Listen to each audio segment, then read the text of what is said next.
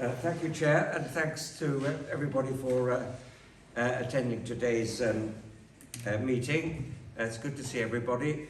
Right, well, let me start with the Zionist narrative about the Jews, Jewish history. The Zionists say that the Jews lived in ancient Israel. They were expelled by the Romans in the year 70 of the Common Era, and they've hankered ever since to return to the Promised Land. I think we can say from the outset that that is sheer mythology. The Romans never expelled any people. It wouldn't have been in their interests to do so. And it was characterized, this narrative was characterized by the great Polish-American Jewish historian Salo Baron. He described it as the lachrymose view of Jewish history. And it's, to counter that is the Marxist tradition, which was started by Abraham Leon. And I think anybody who's interested in the Jewish question, in Zionism, should read this wonderful book. I mean, he gets one of two things wrong, I think, but Abraham Leon was a Belgian Jewish, very young historian who wrote this masterpiece, actually, at the age of 24, in the shadow of the German occupation of Belgium, the Jewish question, a Marxist interpretation. Tragically, he was caught by the Nazis, taken to Auschwitz, where he perished at the age of 26. So to counter the lachrymose view of Jewish history, if you look at medieval Europe, there were periods when the Jews were in demand because they had a trading background historically. And what Leon argues is that even at the time of the Roman conquest, a majority of Jews were traders and living outside ancient Israel, traveling right across, Egypt, North Africa, eventually into Spain, ending up in Central Europe and then Eastern Europe. And they had the particular function, a particular economic function in early capitalist or pre-capitalist societies, economies, which is why they ended up eventually in the Tsarist Empire in Eastern Europe, the least developed part of Europe in the 18th and 19th centuries. Well, the the medieval history of the Jews was a roller coaster, it can be described as. A roller coaster simply because the Jews were, on the one hand, in demand. There was the phenomenon of the court Jew. The court Jew that was in demand in the Holy Roman Empire. The Holy Roman Empire, which, forgive me if you've already heard this joke, this quote from Voltaire, who said the Holy Roman Empire was neither holy nor Roman nor an empire. But they had a role in the Holy Roman Empire as court Jews. And as I said, because of their trading background, because of their links with the Middle East, they could advance trade, they could advance finance, and in fact they were hired as bureaucrats, if you like, as court Jews were bureaucrats administering the financial and commercial activities of the empire, of the nobility and of the kings. So on the one hand, they were in demand. On the other hand, they were subject to sudden dramatic transformations of their situation. They could become the victims of massacres carried out by lower class forces, peasants, urban townspeople, ordinary workers, rebelling against high taxes, and one function of the Jews at that time was, of course, to impose taxes. So the lower class forces would rebel against usury or against high taxes.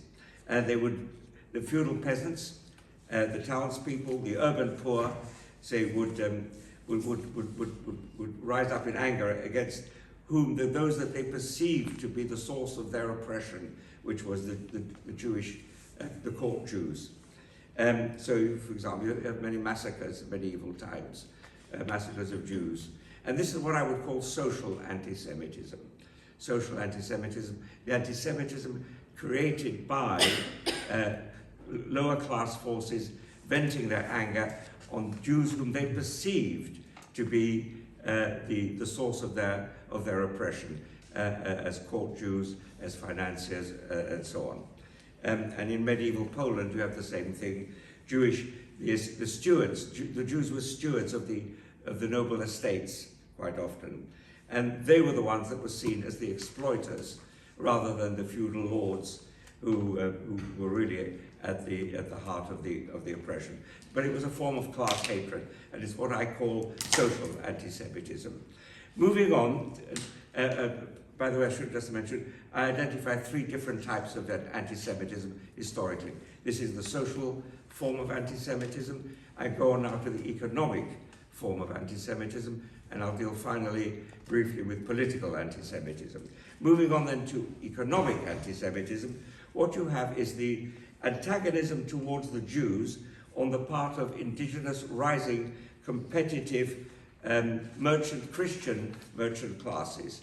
And that can be seen throughout medieval Europe. So the Jews were expelled, for example, from England in the year 1290, from France in 1306 and 1394, and Spain during the Inquisition. A brief mention about the Jewish historical experience in Spain in medieval Europe. It's quite an extraordinary history. People, if anybody interested, were Jews and Arabs united in common battle. Hi, Stephen. In common battle against the Christian occupiers of Spain, and Jews and Arabs were united militarily in fighting I forgot the name of the group, the Christian group.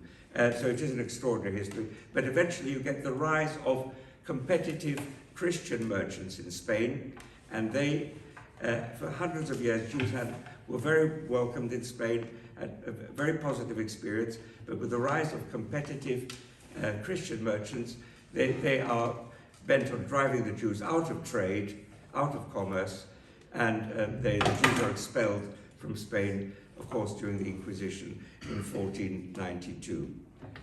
And now Russia is also very interesting, because the reforming Tsar Alexander II, the Jews benefited. Jewish traders were in demand in Russia at that time, and they benefited from a number of reforms carried out by Tsar Alexander II. He was assassinated in 1881, which I thought was a rather stupid thing to do, really, rather extraordinary. He was a reforming. He emancipated the serfs. The Jews experienced a lot of emancipation. So he was succeeded by Alexander III, who was a vicious tyrant. And 1881 sees the beginning of the pogroms in Russia, anti-Semitic pogroms, precipitated by the rise of rival Christian merchants with the rise of Russian capitalism. Russian capitalism was fairly dormant, very backward, until the late 19th century. 1881 is the beginning of the experience of pogroms in Russia, in the Russian Empire, mainly, as I said, motivated by rival Russian Christian merchants who want to drive the Jews out of trade, out of commerce. And it's historically, incidentally, the Jews, when they were faced with this competition from rival Christian merchants, they moved from trade, from commerce, to usury, to money lending. That's quite a common experience, which I haven't got time to go into. Anyway, so that is economic anti-Semitism, and dealing finally with political anti-Semitism, where this is something much more in our own lifetime, well, in my lifetime. Jews were used as scapegoats for the social dislocation caused by the upheavals, caused by the crisis of capitalism. The most obvious example is Nazi Germany. German capitalism had to expand rapidly in order to compete successfully with existing capitalist powers, mainly with Britain, France, United States. And And in Germany, in the struggle between a powerful ruling class and a large, well-organized working class in Germany, you have the petty bourgeoisie, a very large petty bourgeoisie in Germany, small farmers, small businessmen, white-collar workers, squeezed between a small, powerful ruling class and a large, very well-organized working class movement.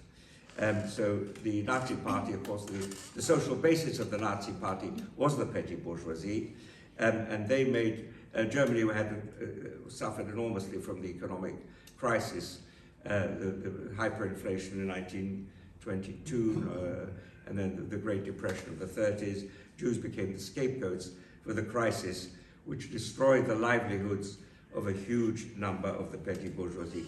And that was a classic symptom of political anti-Semitism.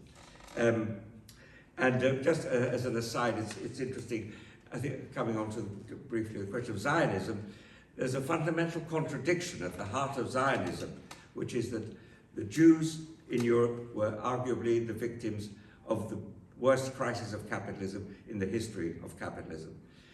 Israel, Zionism, is entirely dependent on Western capitalism. There's a very fundamental contradiction there. Jews are the victims of capitalism. Jews look to capitalism, or the Zionists look to capitalism to support them. And I just want to mention briefly, and I'll pass over to my good friend and comrade Stephen in a moment. You see, when oppressed, exploited workers and peasants are able to identify the real enemy. In Russia, in the Russian Revolution in 1917, the workers and peasants overthrew the old order, got rid of the Tsar, got rid of the Russian capitalist ruling class, and very, very briefly, but very heroically, created a new social order. And Russia, up to that time, witnessed the worst pogroms, in modern history, up to that point. The worst anti-Semitic pogroms. Interestingly, the Bolshevik Party, which led the Russian Revolution, they had a central committee that was elected in October 1917. 21 members of the central committee, 6 were Jews. Extraordinary, if you think of Russia as the society which had witnessed the worst pogroms. Now, leading the country was a central committee, a third of whose members were Jews. See if I can remember them. Trotsky, Kamenev, Zinoviev, Sverdlov, Uritsky, Radek. How's that? On that, it's time to end. Close. Right. Well, listen. Thanks for listening. I just actually very briefly one quote from Trotsky. Trotsky had extraordinary prescience. In 1940, one of his last letters, he predicted the Holocaust. He predicted the Holocaust, and he said that never was it as clear as it is today that the salvation of the Jewish people, the overcoming of anti-Semitism, was bound up with the overthrow of the capitalist system. And he coined a fantastic phrase to sum up Zionism. He said it's a reactionary utopia. Very interesting phrase, reactionary utopia. Most utopias are progressive. They're unrealizable, but they're progressive. Zionism is a reactionary utopia. On that happy note, and thank you for listening.